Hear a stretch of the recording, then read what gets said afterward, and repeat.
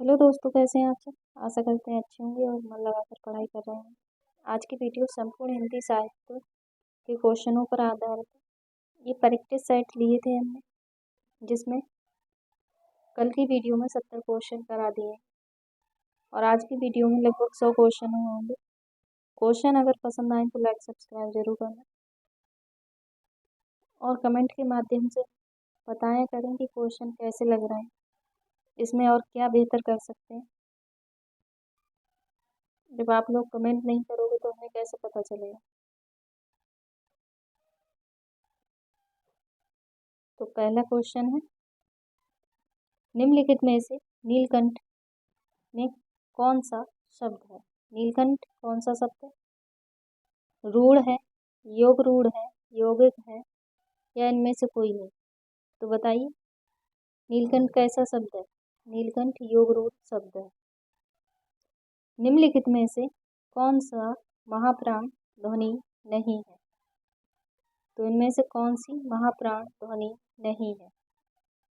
तो दूसरा और चौथा वर्ण महाप्राण होते हैं।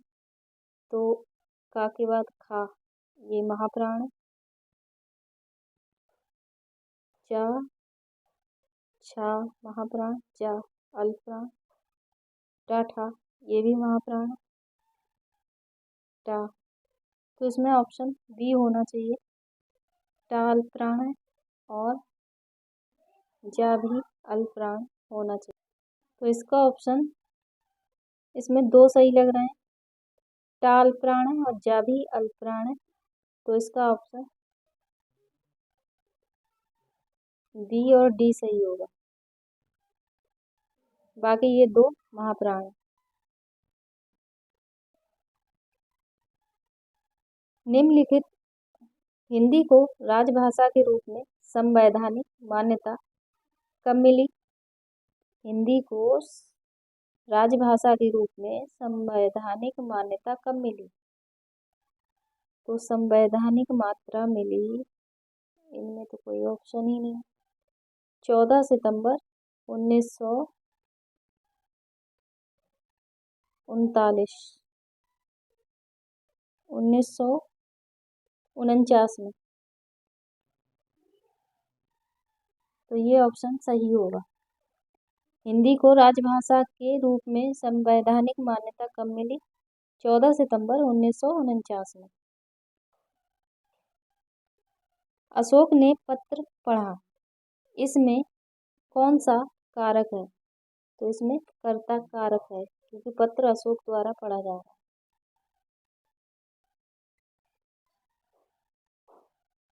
इनमें से कौन सा शब्द पुल्लिंग है। दात्री स्त्रीलिंग है, डिबिया स्त्रीलिंग है, जीपी स्त्रीलिंग है। तो इसमें ऑप्शन सही कौन सा है?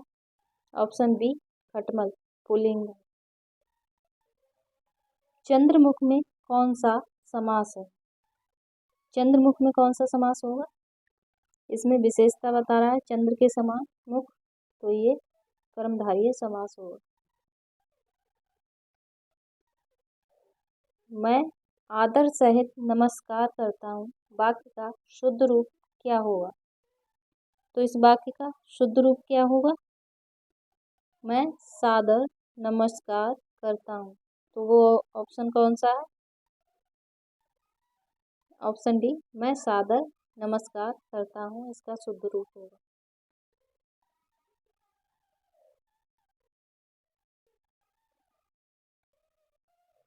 तो ये तो हो गया क्वेश्चन हमारा। हर्ष शब्द का विलोम शब्द क्या होगा। हर्ष शब्द का विलोम क्या होगा? विषाद। जो समाचार भेजता हो के लिए एक शब्द क्या होगा? संवाददाता।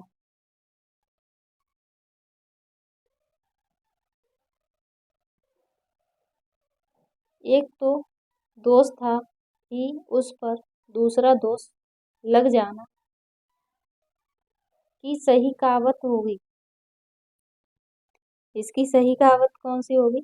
एक तो करेला दूजे नीम चढ़ा।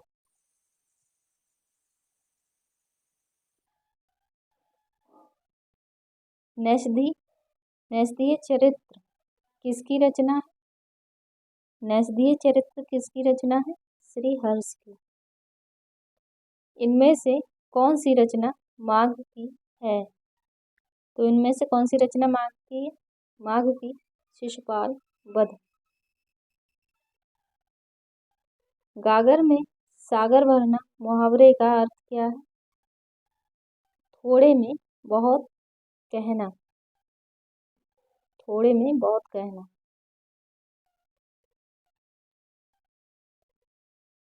कविता का बहुवचन क्या होगा? कविताएं। जी वैष्णा का सही संधि विच्छेद कीजिए। तो इसमें कौन सा सही संधि विच्छेद होगा? जीव धनेषणा, जीव धनेषणा, जीव षणा, जीव ऐसणा। तो इसमें कौन सा शुद्ध रूप होगा इसका? बताइए। जीव धन ऐसणा, जो ऑप्शन बी में है।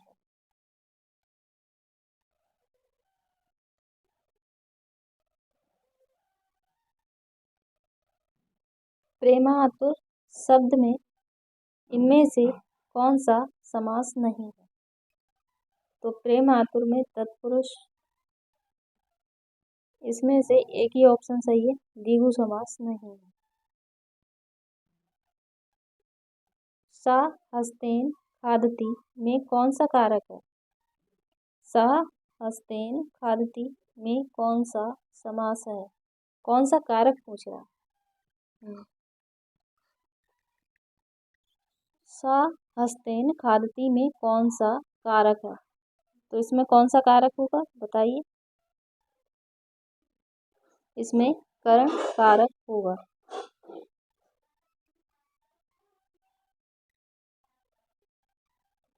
कविता का मर्म में कौन कौन सी विभक्ति है? कविता का मर्म में कौन सी विभक्ति है? षष्ठी विभक्ति है। राम कृष्णों में कौन सा समास है? राम कृष्णों में कौन सा समास है? तो इसमें द्वंद्व।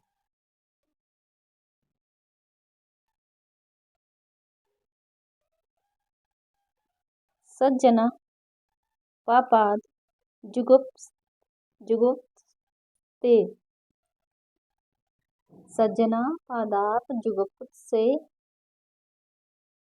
जुगुप्ते का हिंदी अनुवाद कीजिए। तो इसका हिंदी अनुवाद क्या होगा?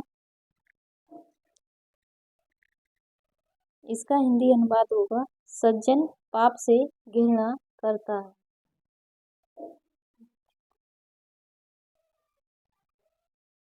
जुगुप्ते।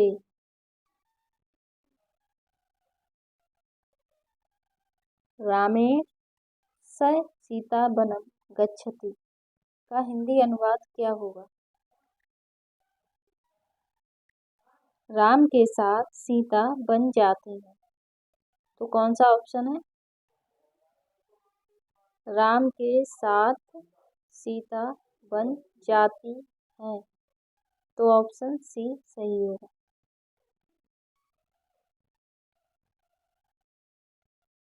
सुबह दोपहर शाम किस प्रसिद्ध उपन्यासकार की रचना है?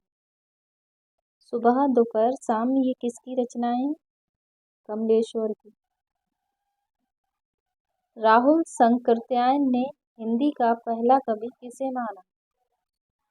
सरहप्पा को।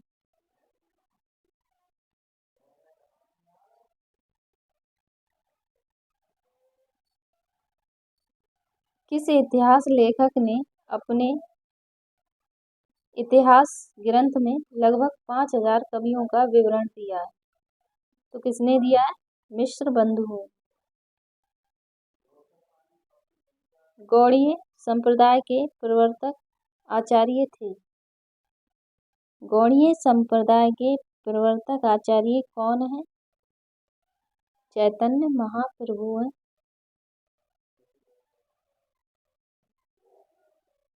अष्टछाप में कवियों की संख्या कितनी है? अष्टछाप में 8 कवि थे। सूफी कवि नूर मोहम्मद की रचना का नाम क्या है? अनुराग बांसुरी है। संत कवि गुरु नानक देव का जन्म कहाँ हुआ था? तलवंडी में हुआ था।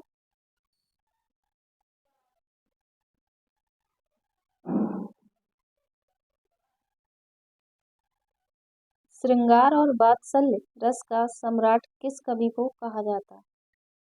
सूरदास को कहा जाता है। कुरु कुरु स्वाहा उपन्यास के लेखक इनमें से कौन है? तो कुरु कुरु स्वाहा किसका उपन्यास है?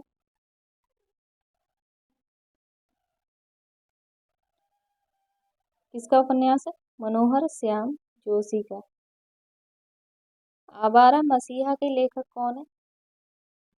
विष्णु प्रभाकर है।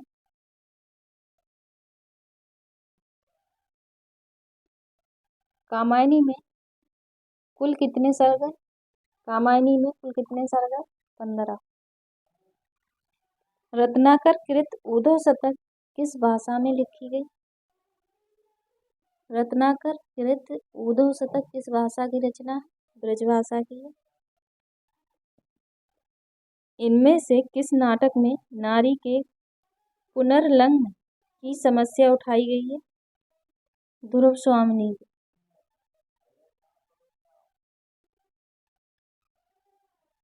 भक्ति का प्रारंभ कहाँ से हुआ था? भक्ति का प्रारंभ कहाँ से हुआ था?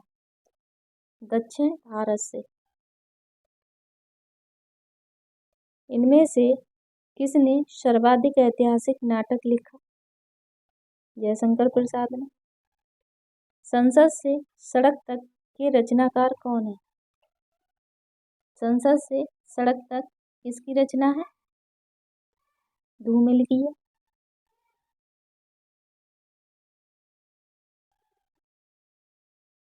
सूरदास के दृष्टिकूट पद किस काव्य ग्रंथ में संकलित है? साहित्य लहरी में। इनमें से कौन सी कृति केशवदास की नहीं है? रामचंद्र का रसिक क्रिया विज्ञान गीता, ये तीनों कृतियां केशवदास की हैं। अनेकार्थ मंजरी इनकी रचना नहीं है। सन 1975 के बाद की कविता को इनमें से क्या नाम दिया गया है? सन 1975 के बाद की कविता को क्या नाम दिया गया? समकालीन कविता।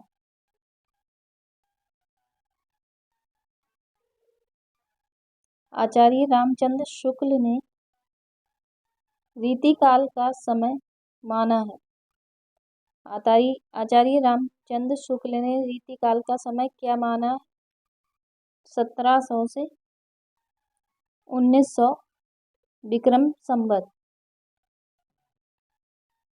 रीतिकाल में किस रस की प्रधानता काव्य में रही? श्रृंगार रस की। श्रृंगार रस की प्रधानता रही रीतिकाल में। इनमें से रीतिकाल का कौन सा कवि अपनी प्रकृति चित्रण के लिए विख्यात है? सेनापति। ब्राह्मण पत्र के संस्थापक संपादक का नाम क्या है? ब्राह्मण पत्र किसका है? प्रताप नारायण मिश्र का है। इनमें छायावादी कवि कौन नहीं है? इनमें छायावादी कवि कौन नहीं है, बताइए। शिव मंगल सिंह सुमन। राग दरबारी नामक उपन्यास के लेखक कौन है? राग दरबारी उपन्यास के लेखक कौन है? श्रीलाल शुक्ल हैं। सचेतन कहानी का प्रवर्तक इनमें से कौन है? तो सचेतन कहानी किसकी है? महीप सिंह की है। इनमें से कौन सी कृति यज्ञ की है? हरी घास पर क्षणभर।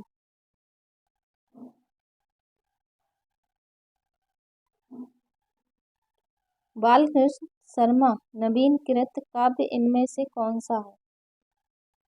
हम बिस्वाई जन्म के। आठवां सर्ग किस विधा की रचना है? आठवां सर्ग किस विधा की रचना है, बताइए। आठवां सर्ग नाटक है, नाटक विधा की रचना है। इनमें से कौन सा जोड़ा सही है? तो इनमें से कौन सा जोड़ा सही है? चिंतामणि, काव्य, प्रकाश। बाकी तीनों गलत हैं। पहला ही इसमें आंसर सही है, चिंतामणि, काव्य, प्रकाश इनकी रचना है। मैला आंचल के लेखक कौन है? मैला आंचल किसकी रचना है? फणेश्वर नाथ रेणु की रचना है। यहाँ पे कुछ पंक्तियां ली हुई हैं। कहती हुई यूं उतरा के नेत्र जल से भर गए, हिम के कणों से पूर्ण मानो हो गए पंकज नए। इन पंक्तियों में किस अलंकार का प्रयोग हुआ है? तो इन पंक्तियों में कौन सा अलंकार है? उत्प्रेक्षा अलंकार है। चरण कमल बंतो हर राय में कौन सा अलंकार है? तो इसमें रूपक अलंकार है।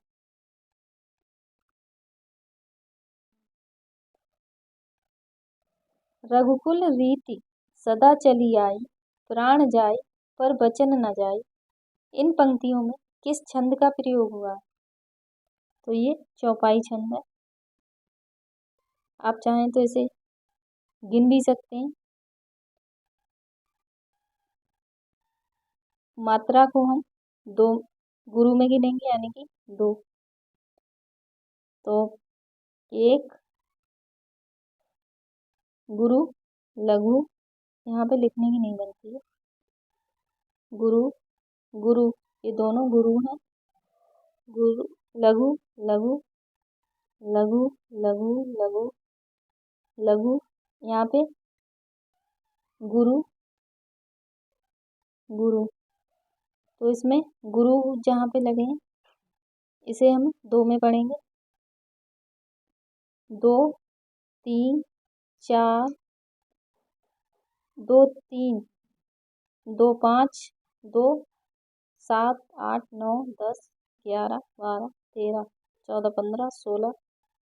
इसमें पूरी 16 मात्राएं हैं, आप लोग देख सकते हैं।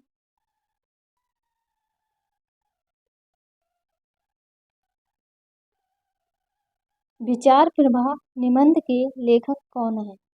विचार विचार प्रवाह किसका निबंध है?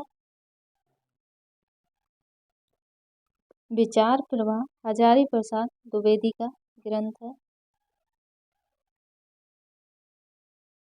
कवि वचन सुधा समाचार पत्र कब और कहाँ से प्रकाशित हुआ था? कवि वचन सुधा कहाँ से प्रकाशित हुआ था? सन 1867 में काशी से प्रकाशित हुआ था।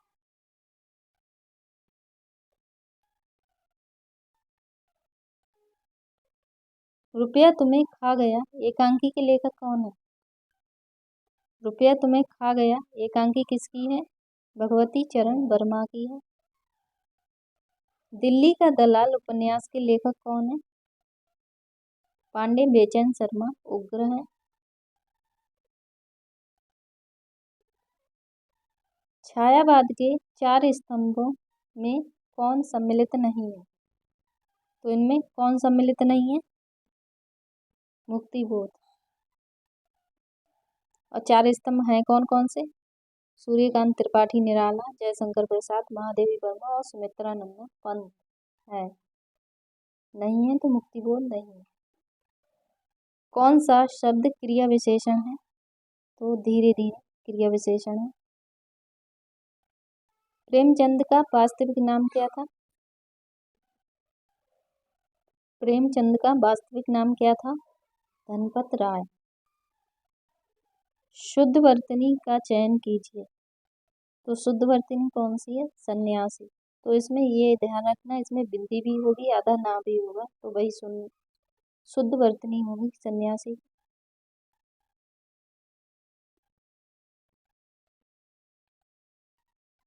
द्वैतवाद के प्रतिपादक कौन है?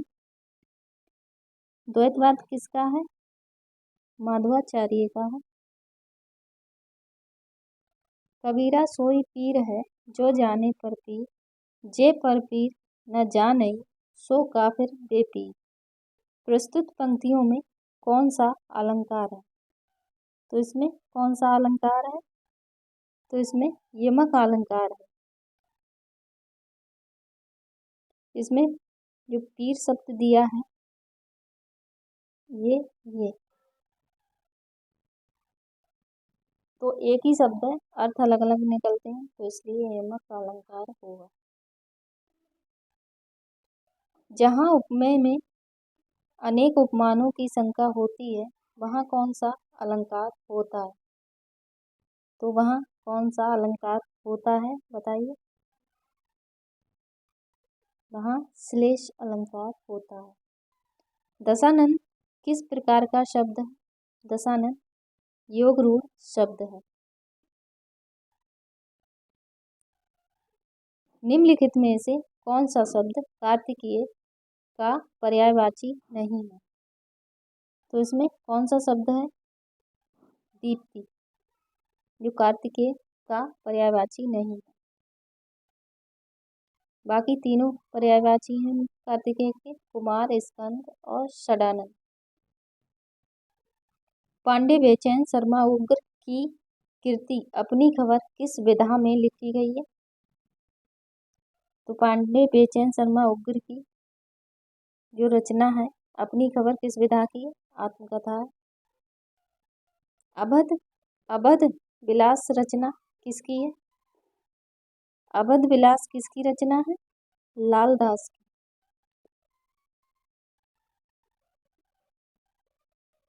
भोजपुरी बोली का क्षेत्र है, तो भोजपुरी बोली का कौन सा क्षेत्र आता है? गोरखपुर, बलिया, छपरा, तो ये कौन सा क्षेत्र होगा? तो ये सभी में भोजपुरी बोली जाती है।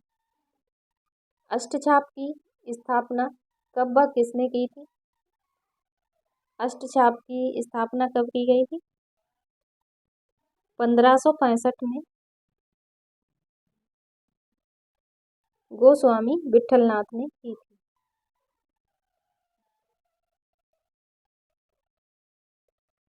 कला और बूढ़ा चांद के रचयिता कौन है? कला और बूढ़ा चांद किसकी रचना है? सुमित्रानंदन पंत की रचना है। निम्न में से कौन सी रचना जयशंकर प्रसाद की नहीं है? तो कामायनी, झरना, आंसू, ये तीनों रचना जयशंकर प्रसाद की है। अनामिका सूर्यकांत त्रिपाठी निराला की रचना है। साहित्यिक पत्र का उत्तर प्रदेश का प्रकाशक कौन है? तो साहित्यिक पत्र का उत्तर प्रदेश का प्रकाशक कौन है बताइए? सूचना एवं जनसंपर्क उत्तर प्रदेश।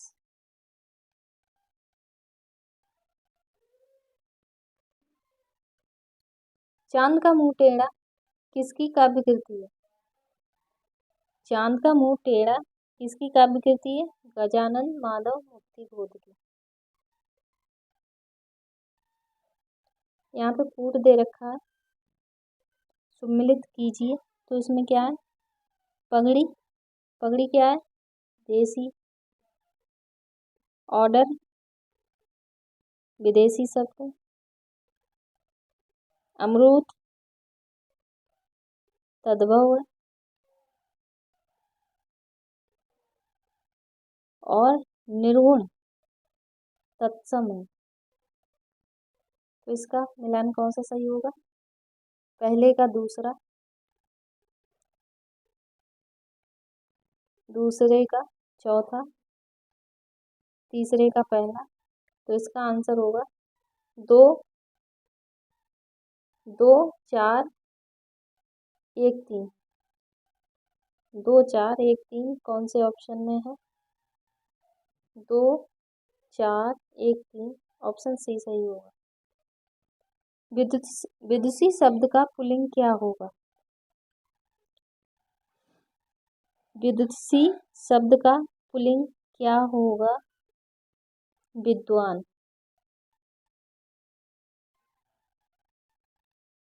हिंदी प्रदीप के संपादक कौन है? हिंदी प्रदीप के संपादक कौन है? बालकृष्ण भट्ट है। निम्नलिखित में से कौन सी भाषा देवनागरी लिपि में लिखी जाती है? तो इनमें से कौन सी भाषा है जो देवनागरी लिपि में लिखी जाती है? बताएं। मराठी। अतिशयोक्ति का शुद्ध रूप क्या होगा? अतिशयोक्ति। तो इसमें शुद्ध रूप क्या होगा? Option D. निम्नलिखित में से किसने राधा वल्लभी संप्रदाय की स्थापना की? तो राधा वल्लभी संप्रदाय की स्थापना किसने की थी? स्वामी हित हरवंश ने। नाटककार के रूप में प्रसिद्ध नहीं है। तो नाटककार के रूप में कौन प्रसिद्ध नहीं है? महावीर प्रसाद द्विवेदी। तीसरी कसम कहानी के लेखक कौन है? तीसरी कसम कहानी के लेखक कौन है? तीसरी कसम कहानी के लेखक कौन है? तीसरी कसम किसकी कहानी है? फणेश्वर नाथ रेणु की। किसकी कहानी है? फणेश्वर नाथ रेणु की।